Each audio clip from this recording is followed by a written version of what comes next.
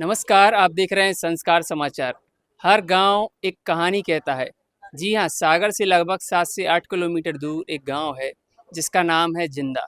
और जिंदा जैसे ही आप सुनेंगे तो आपके जहन में भी एक सवाल आएगा कि आखिर इसका नाम जिंदा कैसे पड़ा। तो हम जिंदा गांव पहुंचे हैं और यहाँ के बुजुर्ग हैं, उनसे जानते हैं। दादाजी, क्या शुभ नाम है आपका? कितनी उम्र होगी? उम्र हमारी 85 वर्ष। नाम हमारा वीर सिंह है। मतलब इसको हमको याद है कि हमारी आजी वगैरह पराजी वगैरह थी, हमने उनके मुखारबिंद से सुना था कि इसका नाम जिंदा इसलिए पड़ा कि यहाँ जिंद थी, बहुत जिंद थे, वे भी बहुत परेशान करते थे हम लोगों को। तो एक समय कभी ऐसा आया है कि उनने ज़्यादा परेशान करा तो माने मकान भी छोड़ना पड़े, बागंबर बगीचा में जाना पड़ा। फिर चलते चलते समय बीता तो एक पंडित जी हमारे थे, बुजुर्ग थे, बहुत गुणवान थे, होशियार। तो उनने कहा कि भाई आप लोग घबराइए मत और इन जिंदों से परेशान आप हो रहे हैं, इसकी हमारे पास दवा है। तो उन लोगों ने पिता हमारे जो आजी वगैरह थे उनने कहा कि मैंने आप बताओ कि आप कैसे जिंदों को भगाओ। तो उनने कहा ठीक है, हम तुम्हें पूरा पक्का पता दे के माने तुम्हारा प्रमाण करेंगे। तो उन्होंने कहा कैसे करोगे? अरे तो हम बता रहे हैं, हम लोग जा रहे हैं बड़भान नर्मदा जी। उस समय बैलगाड़ी चलती थी, ट्रैक्टर वगैरह, ये मोटरसाइकिल, साइकिल भी नहीं थी। तो उन्होंने कहा कि भाई तुम जब बड़भान जाओगे, कितनी बैलगाड़ी जा रही? के लिए 4 जा रही। तो 4 जा रही तो के लिए फिर तो हमें पता कैसे चले? तो उनने कहा कि भाई पंडित जी ने कि होशियार हती भी गुणवान बहुत। तो उनने कहा कि हम जब यहाँ से जिंदों को नर्मदा जी में पटकेंगे, अच्छा। तो नर्मदा जी में जब पटकेंगे तो तुमको ये एहसास हो जाएगा कि जब यहाँ से हम जिंदों को भेजेंगे तो तुम्हारी जो बैलगाड़ियों में खुटा लगे रहते झांझी वगैरह, तो वे हर गाड़ी को एक एक खुटा तोड़ते चले जाएंगे। और जाके वे जो भी आप जाके वहाँ पूछ लेना कि जब वे वहाँ पहुँचते हैं, जिंद नर्मदा जी में गिराते हैं, तो वे भलाक से गिरते हैं। अच्छा। सबको ये फिर बाद में जब ये लोग वहाँ पहुँचते हैं तो मैंने न पूछा कि भाई यहाँ कोई आवाज़ आई थी? कहले हाँ आई थी। तो कहले भाई यहाँ हमारे पंडित जी ने जिंद पटके हैं? कहले हाँ। अब ये हमें पता नहीं जिंद पटके, मगर कई आवाज़ हमको मिली थी।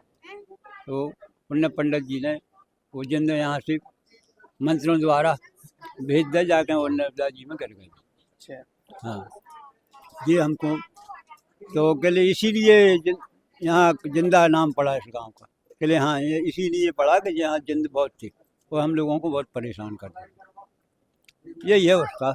इस घटना के बाद फिर कभी इस तरह की कोई घटना देखने में आई कि जिंदा अब हमने तो वो समय की बात अपने आजी पराजों से सुनी थी, फिर वो के बाद थोड़ी बहुत भूतापंती रही आई सुबह। तो फिर अब ऐसा है कि अब जैसे जैसे दिन बीतत गए, जैसे जैसे समय आत गो, सो हम और उन्होंने फिर वो के बाद घटना बंद कर दी।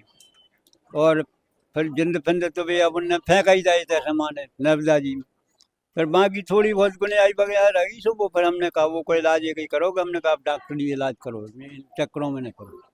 बस जो ही है वो और कुछ। के बाद से सब हाँ, अब गाँव तो में ठीक है। शांति संपन्न था। और शांति संपन्न तो है, मगर थोड़ा बहुत तो अबे भी माने ऐसो चलत रहे थे कि जैसे ही आप बड़वे की उम्मीद करत हो, तो बड़वे की उम्मीद में घर में विद्रोह पड़ जाते। अच्छा।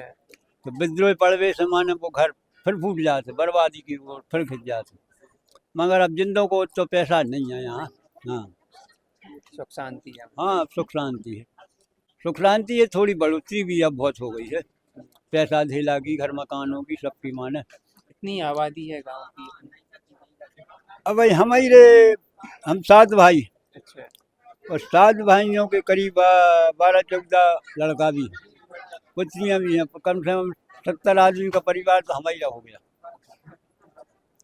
अब बाकी और दूसरे घर में भी हमारे परिवार के, उनके पास भी 50 आदमियों का परिवार है। और एक जहाँ अपन बैठे हैं 10-5 आदमी एक ही माने घर में भी हैं।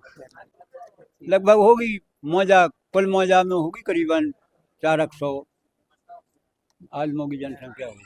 तब से आज तक जिंदा गांव ही नाम चलो आ रहा है। हो जब से जिंदगी नाम चलो आ अब वो कहो बदलवे कैसे कैसे बदलो जाता अब जा बताओ।